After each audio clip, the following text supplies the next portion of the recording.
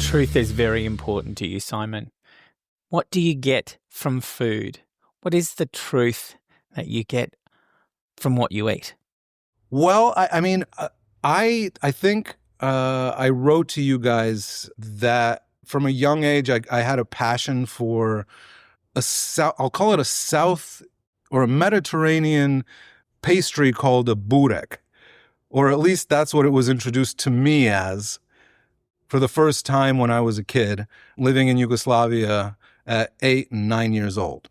And it's this wonderful kind of phyllo pastry that's about this big, that's filled with cheese, and it's just like one of the best tasting things in the world. And at the time when I was a kid, I thought it was a local Yugoslav dish, which it is. They have it in Croatia and in Bosnia and in Serbia. But I didn't know that so many countries around the Mediterranean had their own version of this thing. And for me, that dish and kind of learning about how it was interpreted around the region kind of inspired my interest in Southeastern Europe in general, and kind of sparked my obsession with Eastern European and Cold War era politics. Your second food memory takes us to your rookie reporting years at the Moscow Times. Tell me about that. Do you want a reminder? Yeah, can you tell me about that? The Welsh roommate taught you to make the humble Italian red sauce. Oh, right. Yeah, Oliver. When I moved to Moscow, I had been fired from my first newspaper job at the St. Petersburg Times for laziness. I mean, that's not what they said, but they said, we're going to put you on a freelance basis because we think that maybe will encourage you more. To do works was in parenthesis.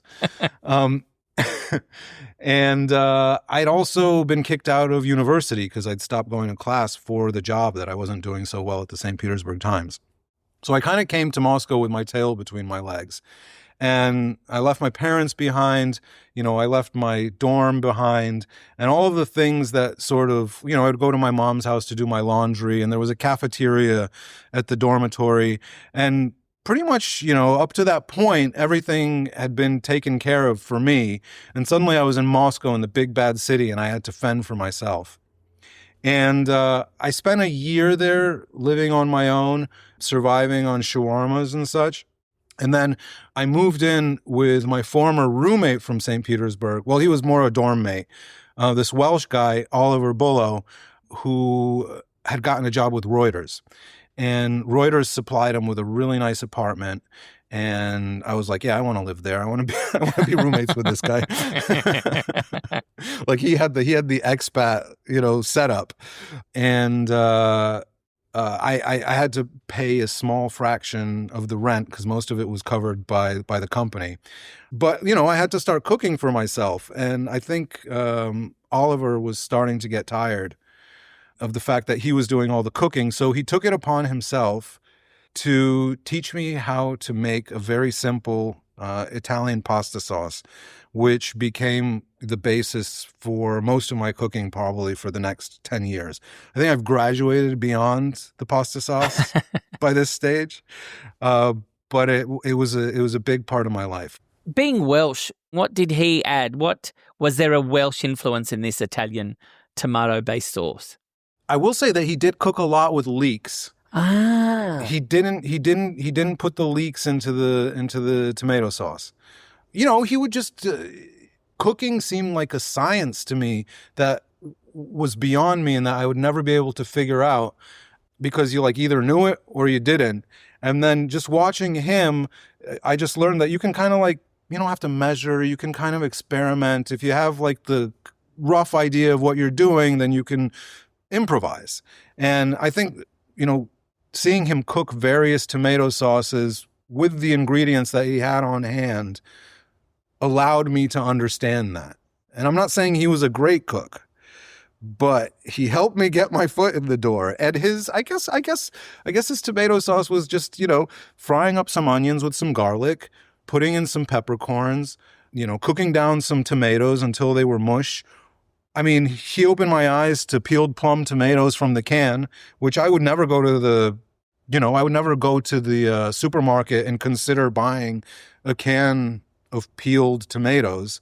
I didn't even know why you should want the ones that were peeled rather than the ones that had that hadn't occurred to me. So we're talking very basic stuff here, but it made a big impression on me. He would chuck capers in there sometimes if he had them, and then you can mix it literally with anything, like a can of tuna you could put in there.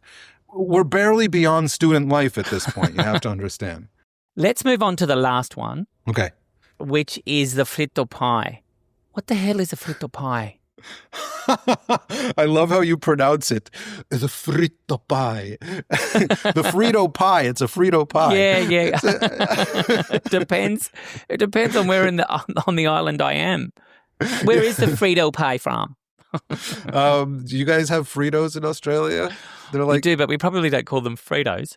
What do you call them? Fritos. I don't know. So are we talking like a fried? It's clearly fried, like a fried pizza. No. Oh my God, you have no idea. So this is why I have you on the show, Simon. So, like Fritos are like a chip, like corn chips. They're kind of like tortilla chips that are cut into. They're made out of corn, and they're cut into little strips, and they're seasoned with something spicy, and they are packaged into these little bags, and you can literally find them at every single gas station. Like corn? Are we talking corn chips? Yeah, like tortilla chips, but tortilla chips are triangular. Oh, we have those. Yeah, these aren't triangular, but they're made out of the same stuff. But they have also a lot of sort of like gross fast food chemicals on them. They're strips. They're kind of curled strips made out of tortilla kind of corn. And they're a sort of very American take on a tortilla. And the Frito Pie is when you open up this bag of chips and you put it in the middle of the table where you're drinking with your buddies. And they dump a bunch of like chili on top of it. And if you're lucky, you get some sour cream. So like beef chili, spicy beef chili, you just dump it on top of these chips and it's in an open spread bag. And then you're just like kind of eating it like nachos. It's like a poor man's nachos, basically. Right. And I had just moved to New York from Israel, where I had been freelancing. And Vice Media hired me to work on the second season of their HBO show. And the guy who hired me took me to the bar next door, which I think is called Mabel's. And it's got like a sort of Texas kind of country western aesthetic going on. And he ordered me a Frito Pie. And I was like, ooh, I am not in Kansas anymore. Actually, maybe I am in Kansas. That's exactly where I am. I'm in Kansas. And he proceeded to just sort of like initiate me into what was going on at Vice, which was a company that I didn't know very much about, which had an outsized reputation that I wasn't aware of because I hadn't lived in the United States since 1998. They were a guerrilla news kind of punky thing, weren't they? What was the origins of? Yeah, well, Vice? I mean, I think if you didn't shop at American Apparel in like the noughts, then and you were my age, you had no idea what Vice was because they distributed the magazine. It started out as a magazine at these stores. I think that was like the first place that it appeared for free. You could pick it up, and yeah, it was like sex, drugs, and rock and roll. That was kind of their thing.